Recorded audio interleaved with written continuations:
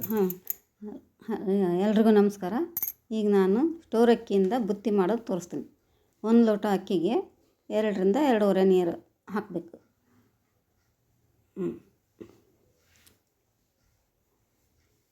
ನೀರು ಹಾಕಿ ಸ್ವಲ್ಪ ಉಪ್ಪು ಹಾಕಿ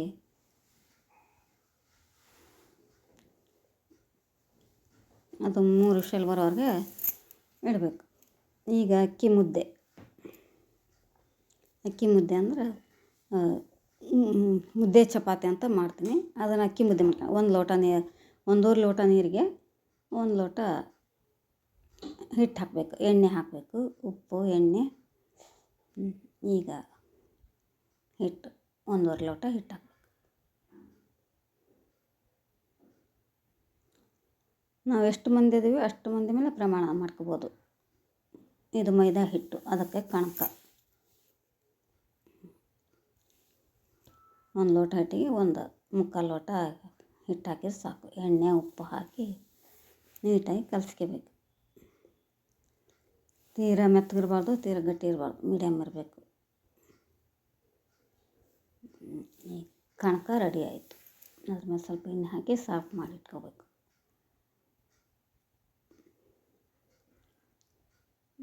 ಈಗ ರೆಡಿ ಆಯಿತು.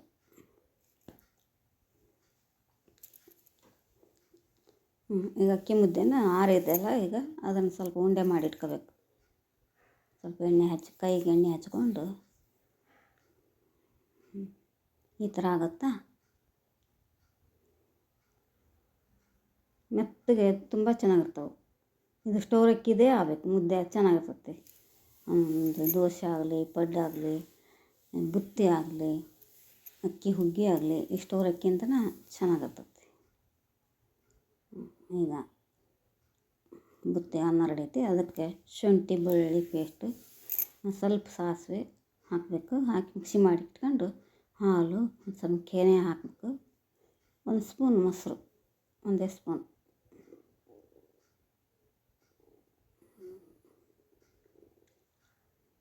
ಇದು ಚೆನ್ನಾಗಿ ಕಲಿಸ್ಕೊಂಡು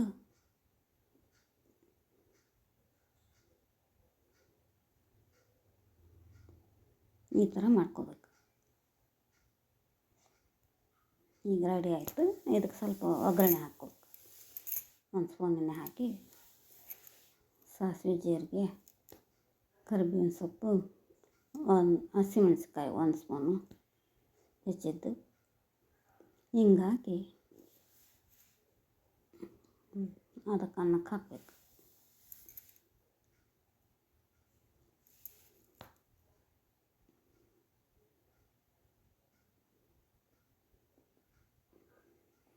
ಚೆನ್ನಾಗಿ ಕಲಸಿ ಆರಕ್ಕಿಡ್ರಿ.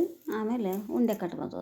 ಇದು ಮಸಾಲೆ ಬದನೇಕಾಯಿ ಪಲ್ಯ ಚಪಾತಿ ಮಾಡಿದ್ವಲ್ಲ, ಚಪಾತಿಗೆ ಎಲ್ಲ ರೆಡಿ ಆಕೈತಿ. ಈಗ ಇದು ಮಸಾಲೆ ಬದನೇಕಾಯಿ ಅಂತ ಚಕ್ಕೆ, ಲವಂಗ, ಏಲಕ್ಕಿ, 2 ಏಲಕ್ಕಿ, 1 ಏಲಕ್ಕಿ, 2 ಲವಂಗ, ಸ್ವಲ್ಪ ಕಸಕಸಿ, 2 ಪೀಸು ಚಕ್ಕೆ, ಶುಂಠಿ ಬೆಳ್ಳುಳ್ಳಿ ಪೇಸ್ಟು, ಕರಿಬೇವಿನ ಸೊಪ್ಪು, ಕೊತ್ತಂಬರಿ ಸೊಪ್ಪು,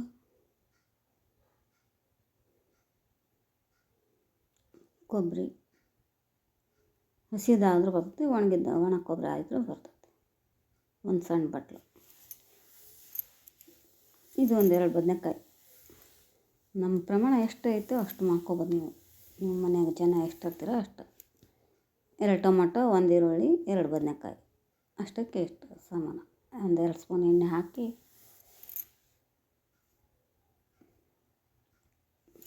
ಸಾಸಿವೆ ಹಾಕಬೇಕು.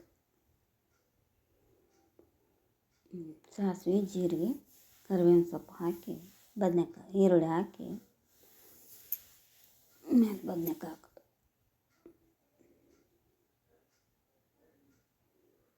ಎಣ್ಣೆ ಜಾಸ್ತಿ ಬೇಕಂದ್ರೆ ಹಾಕೋಬೋದು. ಸ್ವಲ್ಪ ಎಣ್ಣೆ ಮುಂದಿದ್ರೆ ಚೆನ್ನಾಗಿರುತ್ತೆ, ಕಲರ್ಫುಲ್ಲಾಗಿ ಕಾಣ್ತದೆ, ತಿನ್ನೋಕ್ಕೂ ಚೆನ್ನಾಗಿರುತ್ತೆ. ಅರಿಶಿನ,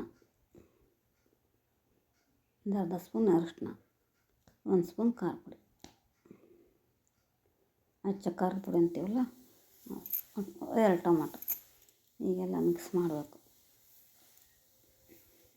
ಉಪ್ಪು, ಅದಕ್ಕೆ ರುಚಿ ತಕ್ಕಷ್ಟು ಉಪ್ಪು. ಎಲ್ಲ ಚೆನ್ನಾಗಿ ಮಿಕ್ಸ್ ಮಾಡಿ ಸ್ವಲ್ಪ ನೀರು ಹಾಕಿ ಮುಚ್ಚಿಬಿಡೋದು. ಈಗ ಅದು ಮಸಾಲೆ ರುಬ್ಕೊಳ್ಳೋದು.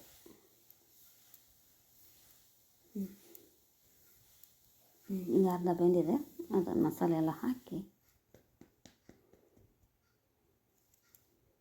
ಇನ್ನೊಂದು ಸ್ವಲ್ಪ ನೀರು ಹಾಕಿ ಮುಚ್ಚಿ ಒಂದೇ ಒಂದು ನಿಮಿಷ ಬಿಟ್ಬಿಟ್ರೆ ಆಯಿತು, ಪಲ್ಯ ಆಗೋದು. ಈಗ ಅದು ಹಿಟ್ಟು ರೆಡಿ ಮಾಡ್ಕೊಂಡಿದ್ದೀವಲ್ಲ, ಚಪಾತಿ, ಮುದ್ದೆ ಚಪಾತಿ ಅಂತೀವಿ, ಗೋಧಿ ರೊಟ್ಟಿ ಅಂತಾರೆ, ಇದಕ್ಕೆ ಬಿಳಿ ಹೋಳ್ಗೆನೂ ಅಂತಾರೆ. ಹೋಳ್ಗೆ ಥರನೇ ಇದು ಮಾಡೋದು. ಅದು ಸಿಹಿ ಬೇಳೆ ಹಾಕಿ ಮಾಡಿದ್ದು ಸಿಹಿ ಹೂರಣ ಆಗ್ತತಿ. ಇದು ಅಕ್ಕಿ ಮುದ್ದೆ, ಇದು ಸಪ್ಪನ ಹೋಳಿಗೆ, ಸೇಮ್ ಹೋಳ್ಗೆ ಥರನೇ ಮಾಡೋದು. ಚೆನ್ನಾಗಿರುತ್ತೆ. ಎಲ್ಲರೂ ಚಿಕ್ಕ ಮಕ್ಕಳು ತಿನ್ಬೋದು, ವಯಸ್ಸಾದವ್ರು ತಿನ್ಬೋದು, ಎಲ್ರಿಗೂ ಇಷ್ಟ ಆಗುತ್ತೆ. ಸಡನ್ನಾಗಿ ಮಾಡ್ಕೊಂಡು ದಿವಸ ರೊಟ್ಟಿ ಚಪಾತಿ ಇದು ಜೋಳದ ಹಿಟ್ಟು ಹಾಕಿ ಮಾಡ್ಕೊಬೋದು ಮುದ್ದೆನ, ಅದನ್ನು ಬರುತ್ತೆ. ಇದು ಎಷ್ಟು ಪ್ರಮಾಣ ಹಾಕಿದ್ವು ಅಷ್ಟೇ.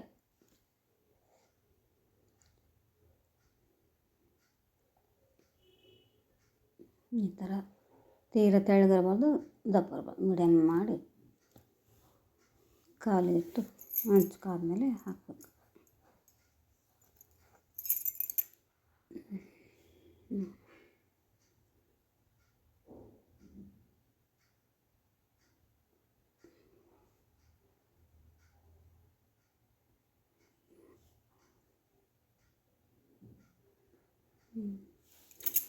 ಈ ಥರ ಮಾಡ್ಕೋಬೇಕು. ತುಂಬ ಚೆನ್ನಾಗಿರ್ತೈತಿ. ನಮ್ಗಂತೂ ತುಂಬ ಇಷ್ಟ. ನೀವು ನೋಡಿರಿ. ಬುತ್ತಿ ಈಗ ಉಂಡೆ ಕಟ್ಟಿ ಇಟ್ಟಿದೆ.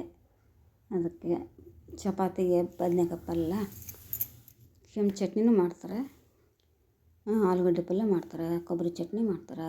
ಇದು ಮಸಾಲೆ ಬದನೇಕಾಯಿ ಪಲ್ಯ, ಇದು ಚೆನ್ನಾಗಿರುತ್ತೆ. ಯಾವುದಾದ್ರೂ ಮಾಡ್ಕೋಬೋದು, ನಮ್ಗೆ ಇಷ್ಟ. ಇದನ್ನು ನಾನು ತೋರಿಸಿದ್ದೇನೆ ನಿಮಗೆ. ಬುತ್ತಿ ಜೊತೆಗೆ ಅಗಸೆ ಪುಡಿನೂ ಬರುತ್ತೆ, ಶೇಂಗಾ ಪುಡಿ, ಕಡಲೆ ಪುಡಿ, ಯಾವುದಾದ್ರೂ ಇಷ್ಟ. ಅಗಸೆ ಪುಡಿನೂ ಒಳ್ಳೆಯದು.